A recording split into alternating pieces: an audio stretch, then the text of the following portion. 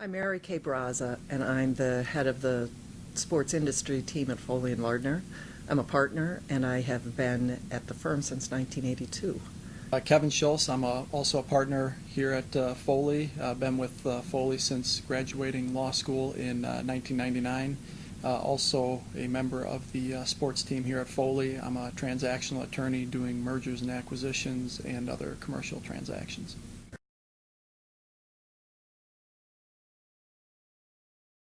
I got into it from the litigation side. I worked very closely as a litigator with Bob Dupay, who came in and advised the league when he was here at Foley on an antitrust issue that was in an arbitration and involved collusion, free agent collusion. He went was retained by the league, went and settled the collusion case, and then began doing work for the league. So I kind of came in because he was my mentor. He brought me into matters that he was involved in, and that's how I got involved in sports. So the summer of 1998, when I was a summer associate here, I was involved with some, relatively minor, I think it was, corporate records of the Brewers, putting in order their minute book or, something that was pretty minor legal work, but, appropriate for that level.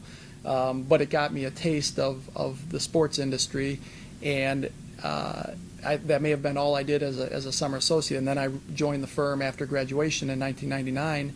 And having just done even that little bit of work, I was exposed to it, and there were some, commercial type things for the Brewers and the Packers, sponsorship agreements, local TV, radio agreements, things involving the stadium, concert agreements, those types of things.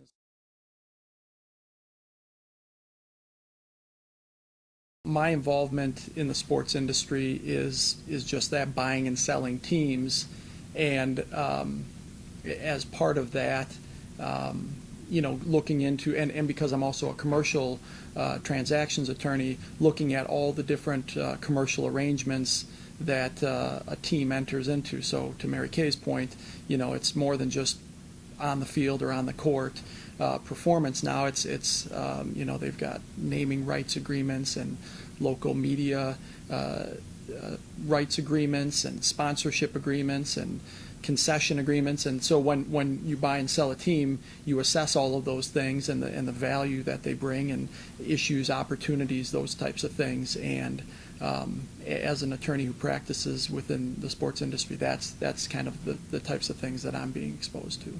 I do some sports-specific M&A stuff, but I'm by training a litigator, so that's really how I came into sports, was in litigating issues on behalf of either teams or leagues that they were seeing, they were having issues with. For example, back in the early 2000s, Major League Baseball was looking at actually shrinking the size of the league. And so I was brought in to help advise on some of those issues. And then there was eventually some legal challenges around that, including an investigation that was started by the Florida Attorney General, an antitrust investigation. And then I handled the litigation dealing with that. And dealing with baseball's antitrust exemption, for example, was sort of the core issue in that case. And so sort of have brought that knowledge of sports to my litigation skills. We also have a big group of people who bring, I would say, technology skills or intellectual property skills to the sports industry. So we do some of that for league clients who are in, for example, MLB Advanced Media, who runs the MLB.com site, is very progressive on technology, and we do a lot of their technology work, but also things like trademark work or copyright work that involves intellectual property. We have a group of people who are IP lawyers but know about the sports industry and that slant on those kinds of rights.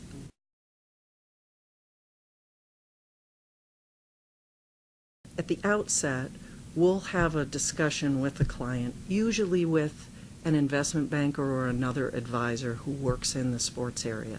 And we'll sit down and we'll talk through how much money is likely to be involved, what the process is going to look like, how financing might be available through a third party. Do you want investors? What are your objectives? What is the league likely to require? How much money is likely to be involved here? And that may be a series of 2 or 3 meetings that we have, generally in a short period of time. Because the initial launch of this is generally pretty quickly. Then when we have a client who's interested, we'll reach out to the seller and have some discussions around that. And it's at that point where it looks like there is a possibility of a discussion, maybe not even yet a transaction, but a discussion, that we start bringing in lawyers from across the firm to bring in their expertise on issues.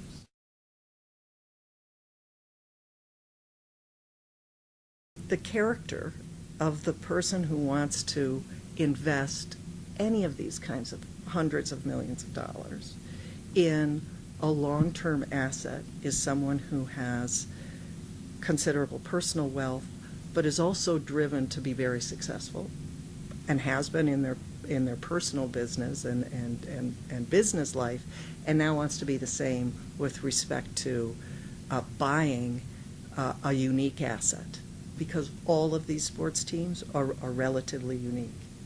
There's 100, 120 of them in the United States, if you include the 4 major leagues, and so the opportunity to buy one of these teams is really seen as a unique opportunity.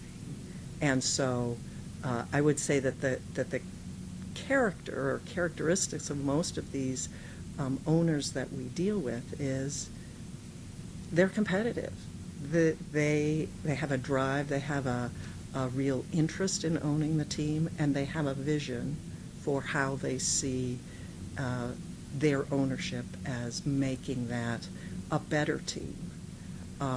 Not just on the field, but from a fan experience. I would think we spend more time with owners telling us about how they think that their ownership will make a team a much better experience for the fans. Yeah, and more broadly, the commitment to the community as well. I mean, I do M&A, and I don't just do sports transactions. So I deal with a lot of buying and selling manufacturing companies and so forth. And you just don't get the community interest in those target companies that are being sold that you do with teams. I mean, teams, communities see them as their own. They see themselves as owning, having some stake, a stakeholder in the team. And I think the owners and the clients we deal with are very cognizant of that and appreciate that and respect that. And so, they see themselves as stewards of, a kind of effectively a community asset and want to be a positive,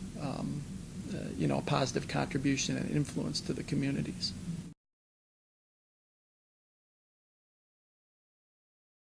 Well, first of all, I like doing deals, so I like buying and selling companies. But I am a big sports fan, and it's neat to be an insider. It's neat to to deal with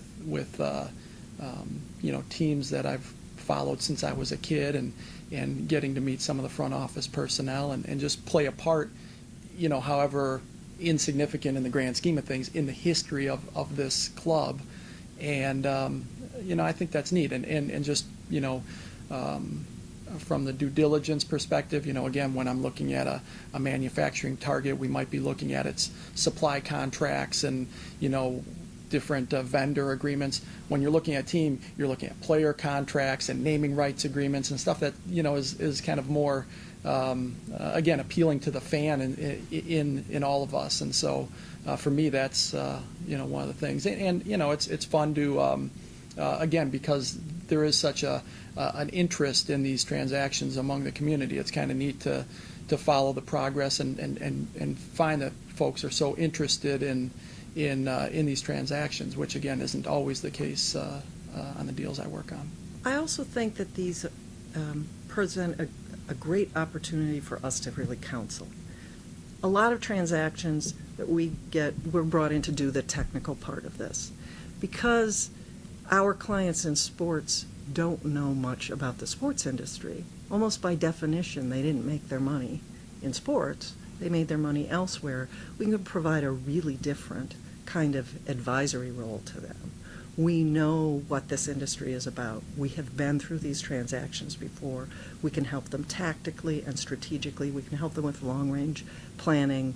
We can tell them this is realistic and this is not. And that is a really, in my experience, unique opportunity to really work hand in hand with the client.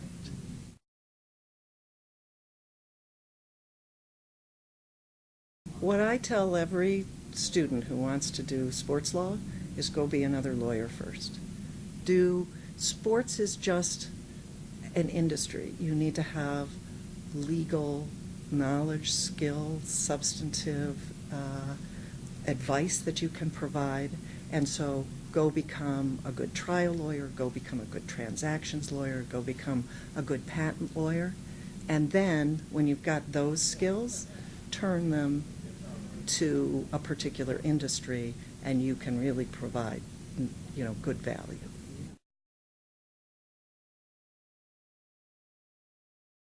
We did the Texas deal. I'm a huge American League. They're my team. Agree. Right? Rangers is hands down my favorite American League team. Yeah, and we still are very close to the people at the Rangers. Still do work for them. Still are very involved with them. When they've been in the World Series for the last 2 years, we've been huge fans of theirs. And the Cubs, they're a rival of the Brewers, but we're very close to the ownership group there. And the football teams too. Luckily, I'm a huge Packers fan, and they're a client as well, so that's an easy one. But yeah, I mean, you follow what the Jaguars are doing. Mary Kay and I worked on sale of a minority interest in the Cincinnati Bengals, and so you take a kind of an interest in that team as well, which you might not have otherwise had. So. As we continue to add teams to our portfolio, you start looking at the sports pages a little bit differently. But absolutely, I look at the teams with a different eye and a different interest.